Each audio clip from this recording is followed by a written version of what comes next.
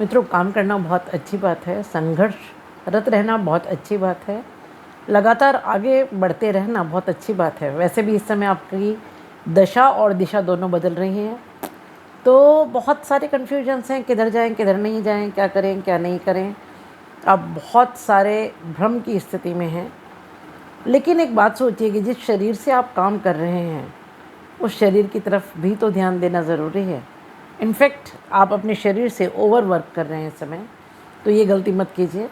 दूसरी बात ये कि अगर मदद की ज़रूरत है तो जिनके लिए आप काम कर रहे हैं वो आपका परिवार है, तो उनकी मदद की अगर ज़रूरत है, आपके लाइफ पार्टनर की मदद की ज़रूरत है, बच्चों की मदद की ज़रूरत है, तो उन्हें खुलकर कहिए और उन्हें कहिए कि हाँ भाई आइए और मेरी मदद कीजिए। क्यों? क्योंकि आप जो कुछ कर रहे हैं वो उन्हीं के लिए कर रहे हैं, तो इतना संकोच क्यों।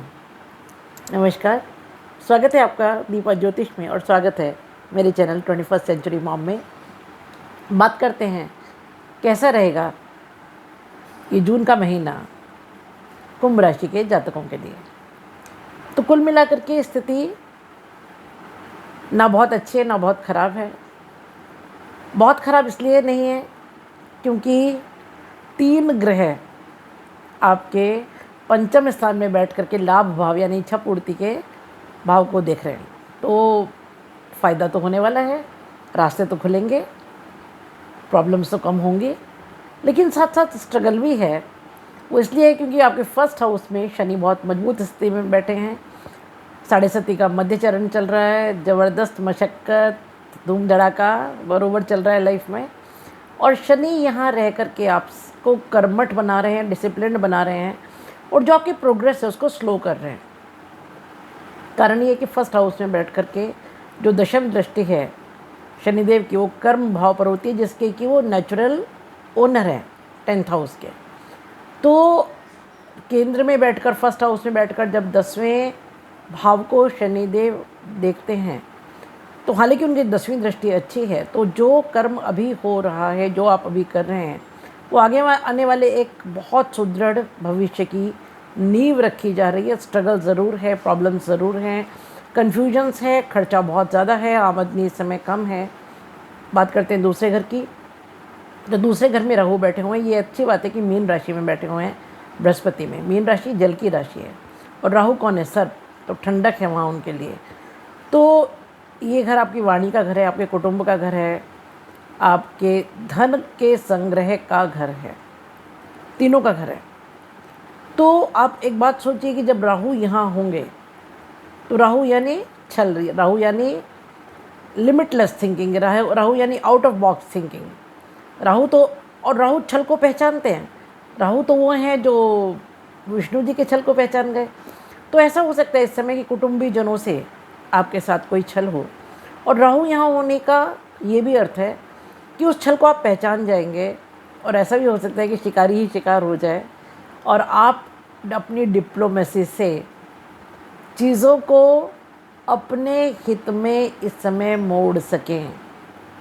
तो खाने पीने का विशेष ख्याल रखिएगा। अगर कोई बहुत ज़्यादा मीठा बोल रहा है तो उससे 2 कदम की दूरी बना के रखिए, क्योंकि राहु 2nd हाउस में जब होता है तो कोई बहुत मीठा बोल करके आपसे कुछ ऐसा लेके चला जाएगा जिसके लिए आप बाद में पछताएंगे। बात करते हैं तीसरे घर की, तो मेष राशि में मंगल अपनी खुद की राशि में यहाँ बैठे हुए हैं। ये पराक्रम भाव है, ये आपकी मेहनत का भाव है, तो मेहनत तो ज़बरदस्त करा रहे हैं। ऊपर से शनि की तीसरी दृष्टि यहाँ पर है। तो शनि जो न्याय के देवता है, उनकी तीसरी दृष्टि कठोर दृष्टि होती है, यानी कि स्ट्रिक्ट डिसिप्लिन। आपको सुबह से लेकर रात तक का जो आपका समय है उसको बहुत, जितना आप डिसिप्लिन में रहेंगे उतना अच्छा आपका ये समय कटेगा और उतनी अच्छी तरह से आप चीज़ों को कर पाएंगे।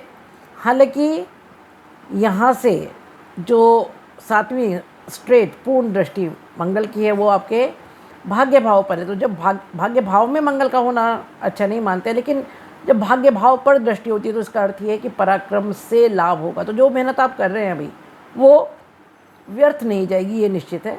बात करते हैं चौथे घर की, तो चौथे घर में वृष राशि में गुरु बैठे हुए हैं।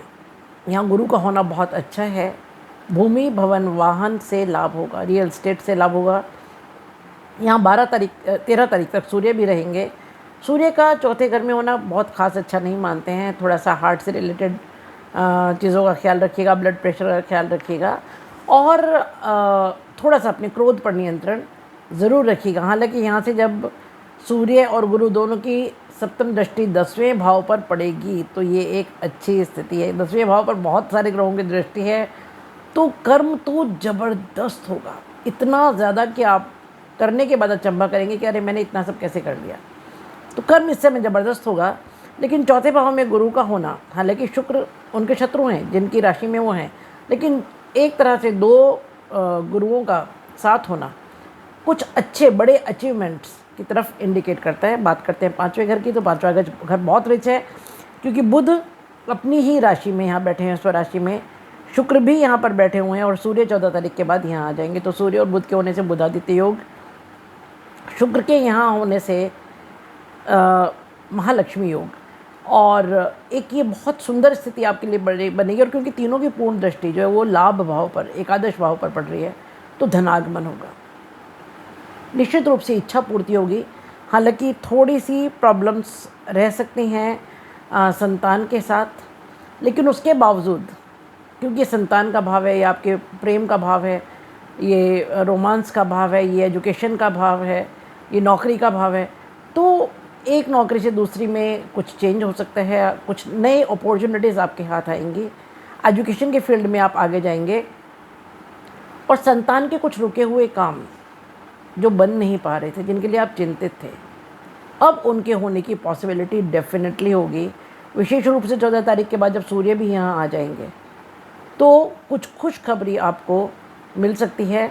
बात करें छठे घर की, तो छठे घर में कर्क राशि जिसका स्वामी चंद्रमा है, और चंद्रमा का यहाँ होना अच्छा नहीं मानते हैं, तो अंडर करेंट ऑफ टेंशन चलता रहेगा। आप बैठ के विचार करते रहेंगे, मुझे 10 साल पहले इसने ये कहा था, 15 साल पहले इसने ये कहा था, मैंने इसके लिए ये किया तो भी मेरे साथ अच्छा नहीं कर रहा है, उसके साथ अच्छा किया तो भी वो बुरा कर रहा है। ये सब चीज़ें सोच सोच करके आप बिना बात अपने आप को परेशान करेंगे।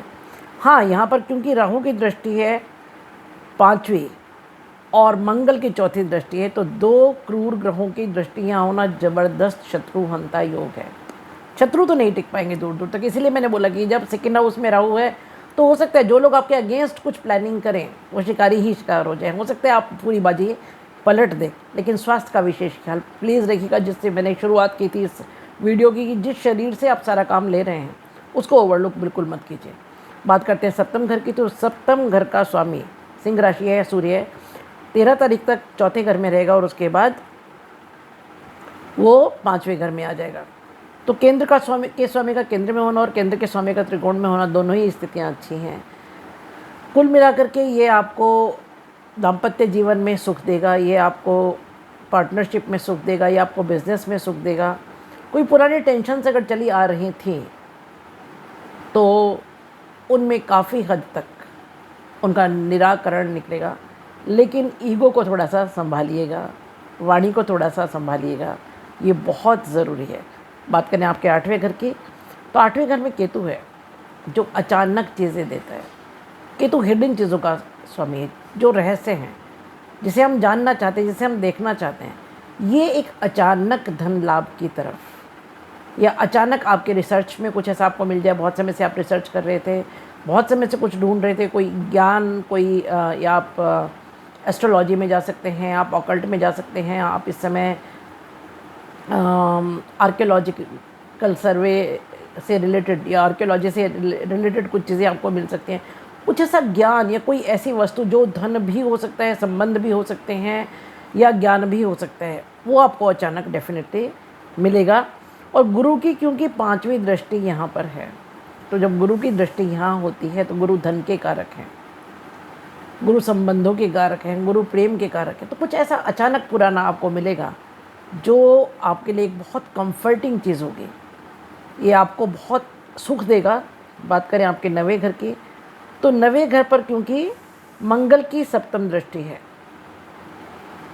तो इस समय भाग्य थोड़ा सा धीमा तेज जैसे चलेगा, लेकिन उसके बावजूद भाग्योदय तो होगा।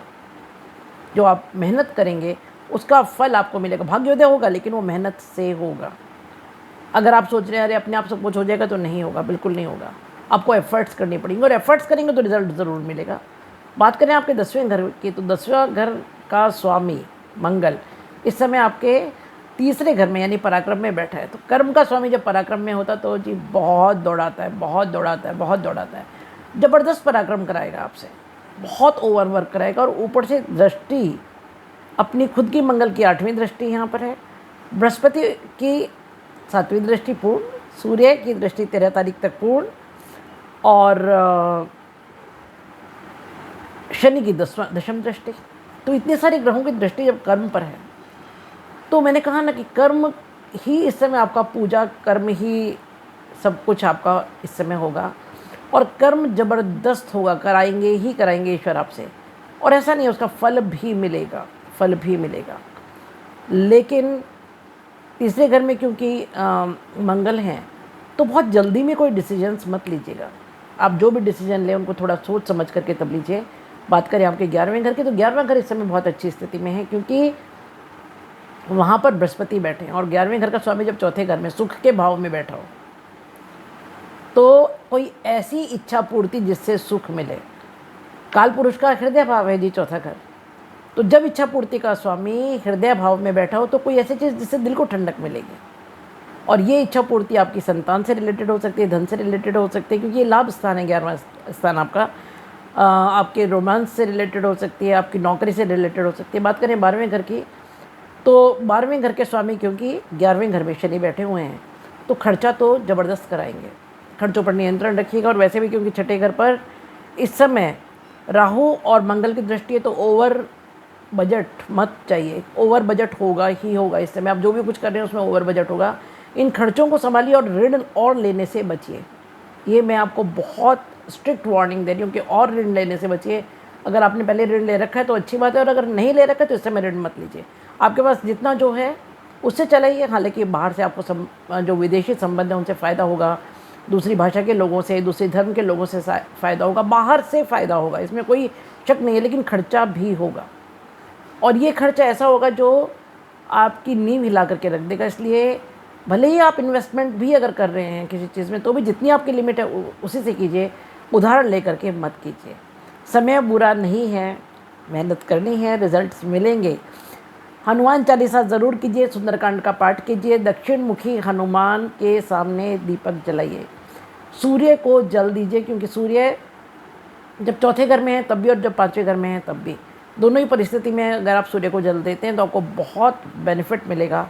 हनुमान चालीसा अगर आप करेंगे तो उससे आपके मंगल भी सध जाएंगे और आपके शनि भी सध जाएंगे, दोनों सध जाएंगे। हो सके तो दुर्गा की किसी रूप में पूजा कीजिए, क्योंकि दूसरे घर में राहु का होना आपको, यदि आप दुर्गा पूजा करते हैं तो बहुत कुछ दे जाएगा, क्योंकि दूसरा जो घर है वो धन का घर है, धन संचय का घर है, कुटुंब का घर है, वाणी का घर है। तो ऐसा हो सकता है कि अगर आप इस समय दुर्गा पूजा करें तो आपको बहुत बहुत लाभ हो।